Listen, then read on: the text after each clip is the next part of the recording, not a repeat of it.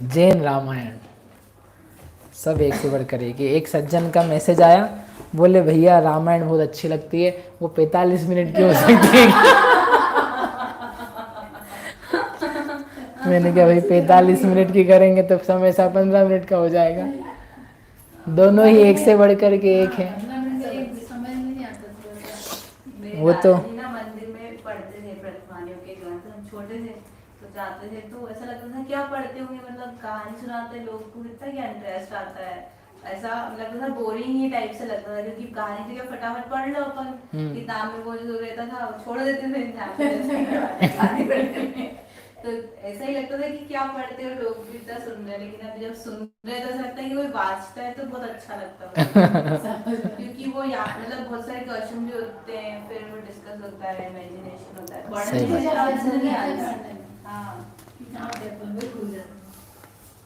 वो बहुत सारी तथ्य रहते हैं इसमें।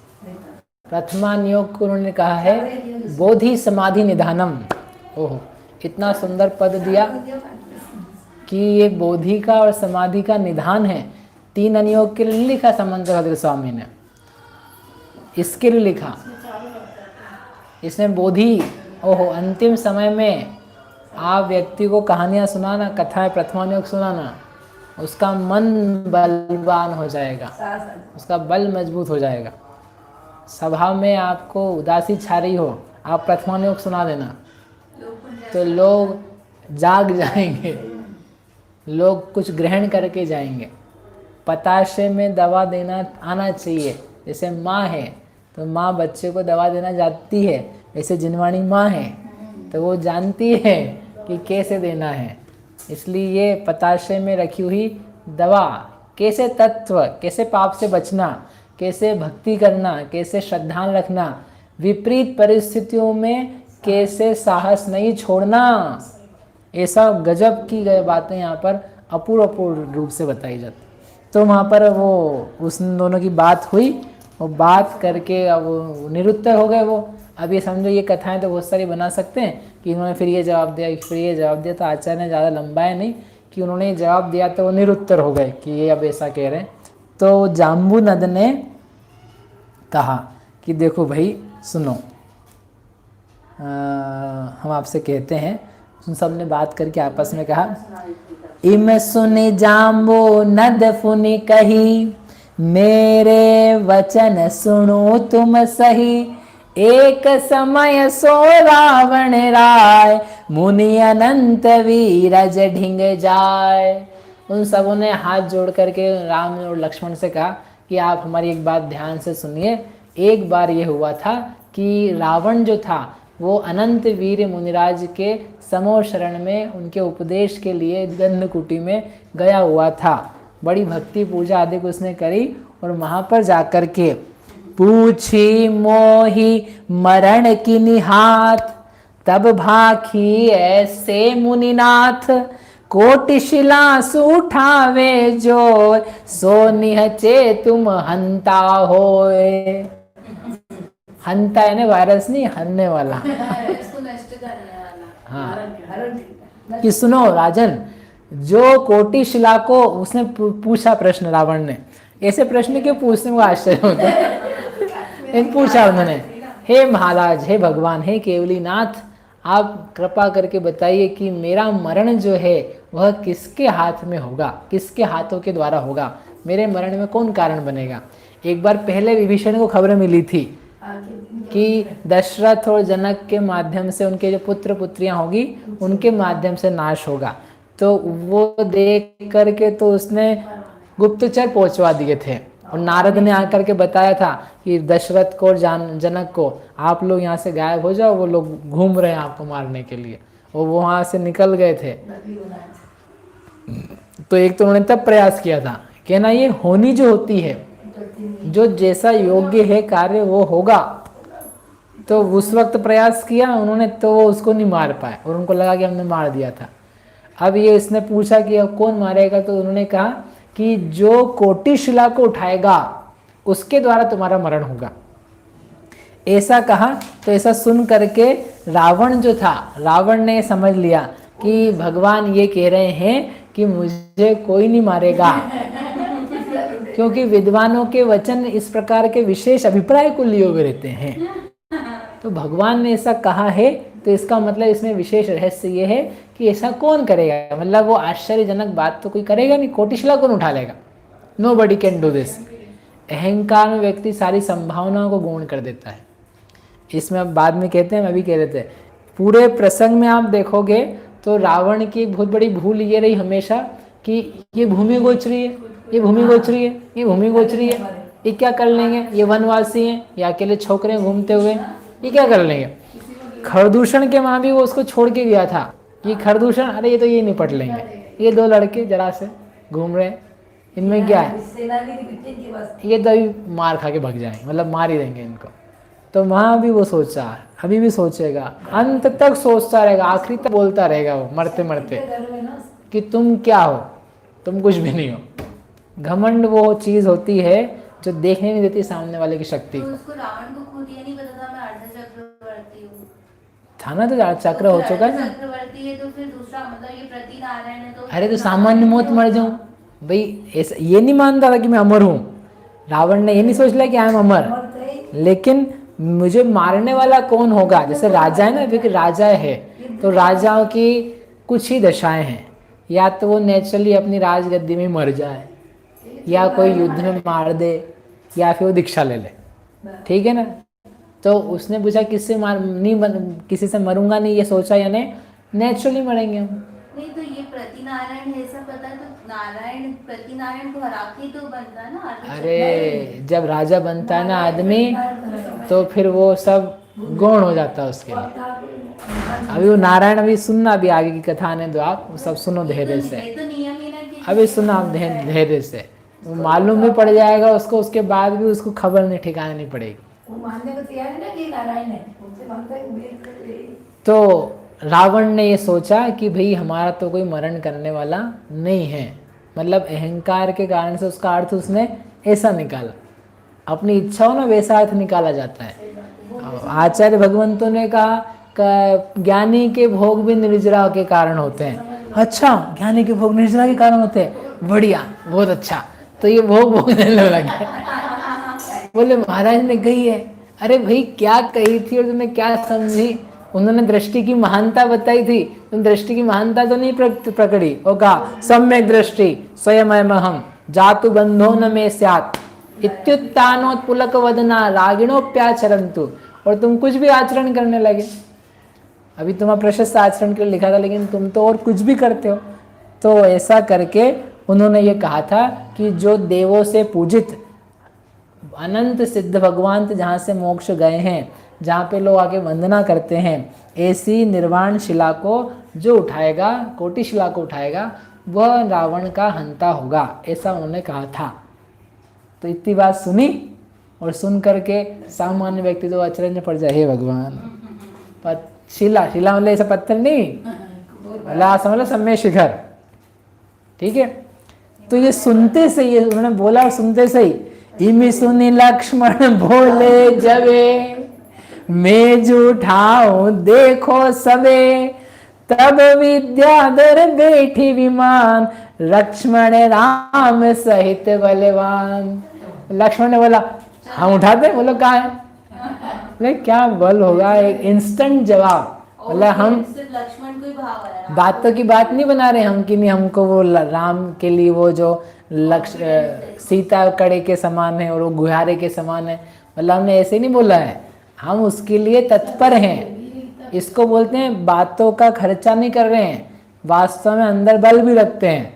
अपन तो ऐसे बोलना, हाँ काम करो, काम करना चाहिए, सबको करना चाहिए, और इनसे बोले खुद से करने के लिए, नहीं मैं नहीं, आप आत्मा का ध्यान करना चाहिए, आत्मा एक पद है। पंडित जी आप तो बोल रहे हो, आप कब करते, नहीं मैं तो आपको समझा रहा हूँ ना। तो तुम बातों की बातें बना रहे हो बस अकेले, खुद तो कुछ करते नहीं हो। तो ऐसे नहीं है ये ऐसे हैं कि जो ओहो उन्होंने बोला तो एक एक कदम आगे बढ़ने के लिए तैयार, एकदम उनको वीर बोला हाँ चलो। तदनंतर लक्ष्मण ने कहा हम लोग अभी चलते हैं। रात हो रही थी, रात का समय था, रात के समय वाले अभी चलते हैं, विलंब का क्या कारण है, लेट्स गो। विलंब करना हितदायक नहीं है। ऐसा करके सब मंत्रणा करी सबने, और मंत्रणा करके जाम्बू, तब विद्याधर तो रात की रात में सब लोगों ने आपस में बातचीत करके वो लिया विमान अपने अपने, और राम लक्ष्मण को बिठा करके कोटिशिला की तरफ वे जाने लगे। और जात करके बुद्धिमान जाम्बुना, सुग्रीव, विराधित, अर्कमाली, नल, नील, अंगद, वो जितने लोग थे उनके पुत्र वगैरह, तो वो सब भी भाई इतनी बड़ी घटना होने वाली है, अभी निर्णय हो जाएगा। क्या निर्णय? ये अरे इन लोगों ने भी सुन रखा था ना, किसी के दिमाग में नहीं कि हम उठा के देखें, हम ट्राई कर ले, हमारे में क्या बाहुबल है। लक्ष्मण ने तो आज तक देखी भी नहीं, वो बोल रहे कि हम तैयार हैं। सो अमेजिंग, आप सोचना वेट करके। ऐसे भगवान कहें कि यह ज्ञान ही परमार्थ है, जिसको प्राप्त करेगा उसको निर्वाण हो जाएगा, और आदमी तत्काल बोले हाँ हे हम कर रहे हैं ऐसा, हम लेंगे ऐसा। मतलब उसमें आनाकानी करने के बजाय हाँ अभी 2 दिन बाद चलेंगे, अभी तो मन नहीं है, अभी थोड़ा थक गए हैं, बोले चलो चलो रात नहीं चलो, ऐसा कह करके जाम्बू नद सुग्रीव नल नील विराधित राय इत्यादिक विद्याधरा चले अधिक उमगाए। उमा जा करके नाभि नाम गिरि ऊपरे शिला विराजित सार, जो जन एक उतंगवर अष्ट जानि विस्तार। वो वहां जाकर के जो शिला थी, इसमें नहीं दिया, विस्तार को लिए हुए थी, 1 योजन ऊंची और 8 योजन उसका विस्तार था। 1 योजन यानी अपने बाहरी योजन से लगाओ तो 12 किलोमीटर, 12 किलोमीटर लंबी है ना। अपना शिखर जी कितना है? 9 किलोमीटर सामान्य भैया, सामान्य, और 12 योजन विस्तार तो 144 किलोमीटर में, बहुत लंबी चौड़ी है ऐसी वो शिला, नाम शिला है, पहाड़ जैसा है पूरा। उस पुल पे गए, मुनि कोटि तपधारी जिहि भय सिद्ध गुण खानी, ताते पूज शिला तणी अष्ट द्रव्य ते ठानी। और उस शिला पर पहुंच करके जो मानो नाना अलंकारों से अलंकृत थी, ऐसी इंद्राणी के समान मनोहर वह शिला थी। उन सब की वहां जाकर के उन्होंने सुगंधित द्रव्य, पुष्प, चंदन, जल, अक्षत, धूप, नैवेद्य आदि के द्वारा पूजा करी। ऐसा नहीं जाते से ही, मतलब विनय भी देखो, उत्सुकता में है, काम के लिए आए हैं, लेकिन हम आए हैं किस भूमि पर? हम निर्वाण भूमि पर आए हैं, हम भगवंतों के स्थान पर आए हैं। तो अपना जो कार्यक्रम था विनय का, उस विनय को भूले नहीं। सब लोगों ने वहाँ पर पहले पूजन करी, और पूजन करने के बाद में जो सिद्ध भगवान थे, जो वहाँ से सिद्ध हुए थे, हाथ जोड़ करके, नस्तक लगा करके उन सब लोगों ने उनकी स्तुति करी, शिला की प्रदक्षिणा दी, और सब लोगों ने वहाँ पर सिद्ध भगवान का गुणगान करना चालू किया। अहो सिद्ध भगवान, आप लोक के अग्रभाग पर विराजमान हैं, आप ही तीनों लोकों में श्रेष्ठ हैं। आपने अष्ट कर्म के समूह को दग्ध कर दिया है। 8वीं कम वियला सीधी भूदा निरंजना निच्चा 8 गुणा किदिकिच्चा लोयज्ञ निवासिनो सिद्धा जाई जरा मरण भया संजोग वियोग दुख सन्नाए रोगा दिगा अण जिससे सा संति सिद्ध गई। हाँ, और बोलो सिद्ध भगवान की गाथा। पूजा बोलो, अजर अमर अविकल अविकारी अविनाशी अनंत गुणधाम नित्य निरंजन भव दुख भंजन ज्ञान स्वभावी सिद्ध प्रणाम तीर्थंकर जाको नमे। तीर्थंकर जिनको नमस्कार करते हैं, ऐसे सिद्ध भगवान को हम नमस्कार करते हैं। आप अगुरु लघुत्व गुण से सहित हैं, आप परम सूक्ष्म स्वभाव को प्राप्त हैं, आप अव्यबाध रूप हो चुके हैं, आप में नीचता उच्चता के भाव नहीं है, अगुरु लघु गुण संपन्न है, अनंत वीर के धारक हैं, आप लोगों के लिए श्रेष्ठ कल्याणकारी हैं। भवे जन तुम सम निज रूप, ध्या कर तुम समय होते, चैतन्य पिंड शिव भूप, हो कर सब दुख खोते, चैतन्य राज सुख खान, दुख दूर करो मेरे, अशरीरी सिद्ध भगवान, आदर्श तुम्ही मेरे, अविरुद्ध शुद्ध चिद घन, उत्कर्ष तुम्ही मेरे। आप ध्रुव हैं, अचल हैं, अनुपम गति को प्राप्त हैं, ऐसे अनेक अनेक। आप बोलो तो ये पूरी वंदना कर लें, कल उठाएंगे शिला। और ऐसी बहुत वंदनाएं करके सब वहां पर खड़े थे। संसार से भयभीत तेज रूपी पट से परिव्रत इंद्र चक्रवर्ती आदि जी महापुरुष जिनकी स्तुति करते हैं, जो संसार रूप धर्म से रहित हैं, संसार रूप भाव नहीं जिनमें, ऐसे समस्त सिद्ध परमेष्ठियों को हम नमस्कार करते हैं। ऐसे जो जो शील को धारण करने वाले, सिद्धि को प्राप्त हुए इस शिला से, कर्मों से रहित हैं, कृतकृत्य हैं, महातरा प्रताप के धारक हैं, उन सभी को हम बहुत बहुत नमस्कार करते हैं। ऐसे नमस्कार करके वहाँ पर लक्ष्मण शिला को उठाने के लिए तैयार हुए।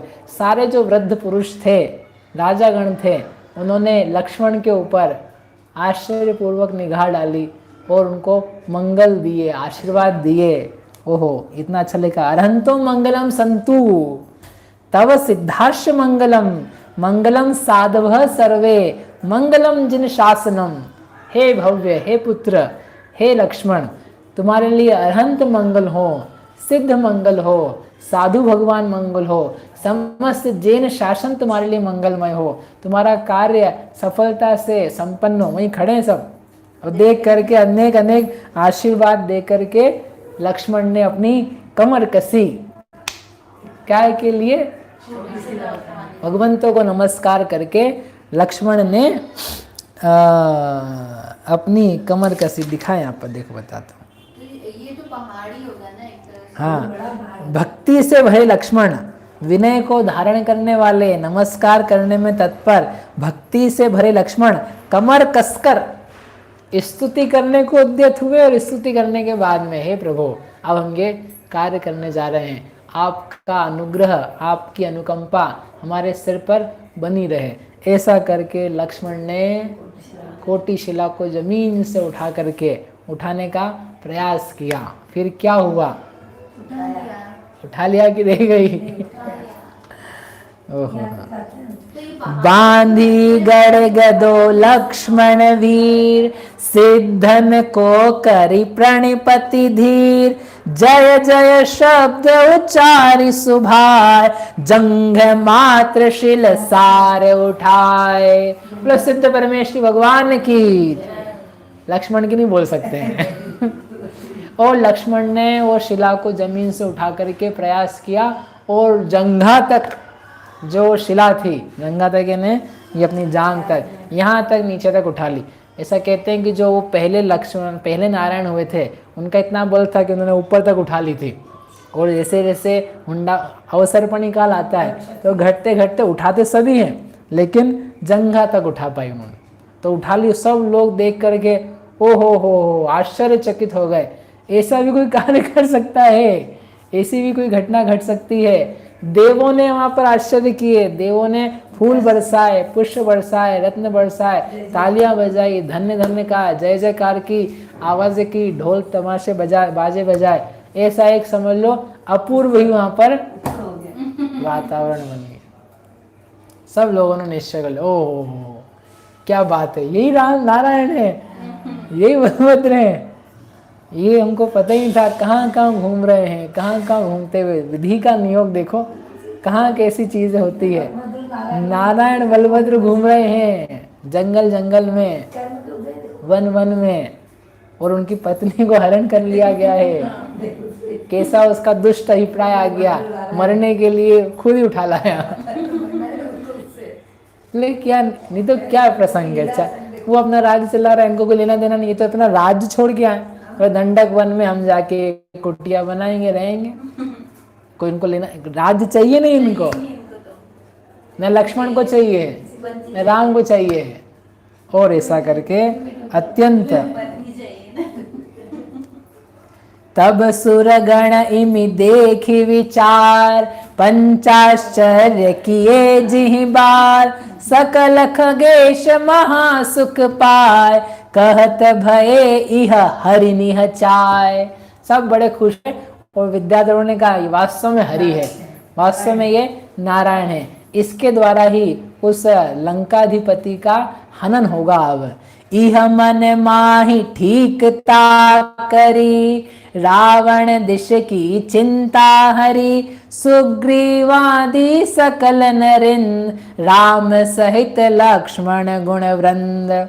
और मन में निश्चय करके वे लोग वहां पर पूजा करते हुए, और वो सब झाई द्वीप में जो चैत्यालय थे, भगवान की वंदना करते हुए वो फिर अपने नगर की तरफ आए। मतलब आए ही हैं तो इतना बढ़िया काम भी हुआ है, सब बहुत प्रमोदित हुए। तो जो जो पर्वत आदि चैत्यालय थे, कुलाचल, मेरु, सुदर्शन, वक्षारगिरी, विभंगा नदियाँ, वहाँ जहाँ जहाँ चैत्यालय थे, दर्शन पूजन भक्ति करके वो लोग घर लौट करके आए। और लौट करके आके अब वहाँ बहुत सारी बातें होने वाली है। वो क्या क्या होने वाली है और अभी क्या चलने के लिए तैयारी करेंगे कि फिर से कोई अड़ंगा बीच में डालेगा। इतना सब काम कर दिया ना महान, अब फिर भी लेकिन देखो क्या क्या चीज़ें होती है, वो अपन आगे देखेंगे। इस प्रकार से महान पराक्रम के द्वारा कोटि शिला उठा सकता है व्यक्ति, उससे भी अधिक पराक्रम के धनी यह जीव अपने पराक्रम पौरुष रत्न त्रय के द्वारा उस कोटि शिला से भी कठिन कर्मों को उठा करके फेंक देता है। उसने तो उठा के वहीं रखे थे, कोटि शिला थी, कर्मों को निकाल के फेंका जा सकता है। कोटि शिला उठाई जा सकती है तो कर्म भी नष्ट किए जा सकते हैं। ऐसा जान करके हम आप सभी कर्म से बचने के लिए मंगलकारी जिन शासन की शरण लें, ऐसी मंगल भावना से नहीं तक करते। शांति सुधा बरसाए जिन वाणी, वस्तु स्वरूप बताए जिन वाणी। शांति सुधा बरसाए जिन वाणी, वस्तु स्वरूप बताए जिन वाणी। पूर्वापर सब दोष रहित, पूर्वापर सब दोष रहित,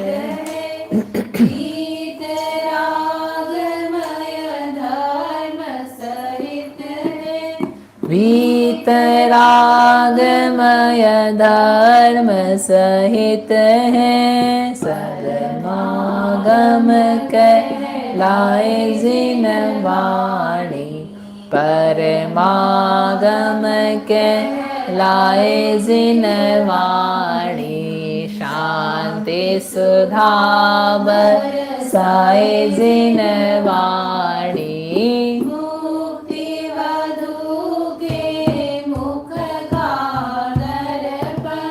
मुक्ति बधू के मुख का दर्पण, जीवन अपना कर दे अर्पण, जीवन अपना कर दे अर्पण।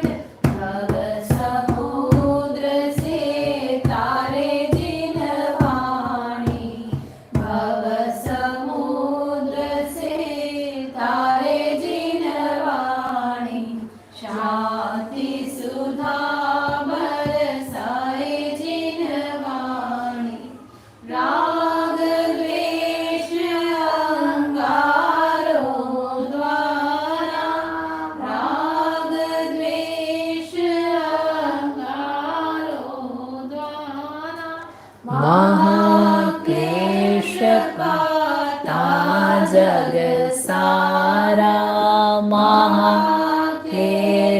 पाता जग सारा सजल मेघ बरसाए जिनवाणी सजल मेघ बरसाए जिनवाणी शांति सुधा बरसाए जिनवाणी सात तत्व का ज्ञान करावे सात तत्व का ज्ञान करावे अचल विमल निज पद दर्शावे अचल विमल निज पद दर्शावे सुख सागर लहराए जिनवाणी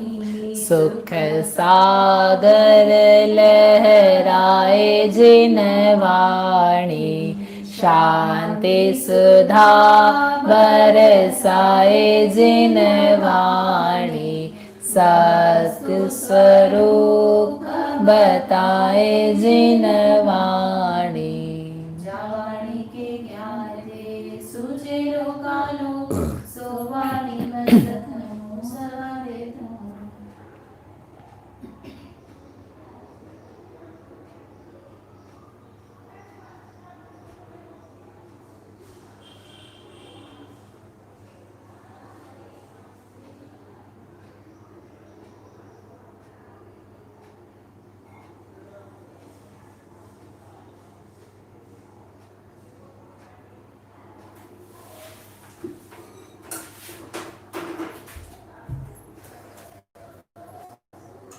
वर्षा गिरवाणी माता की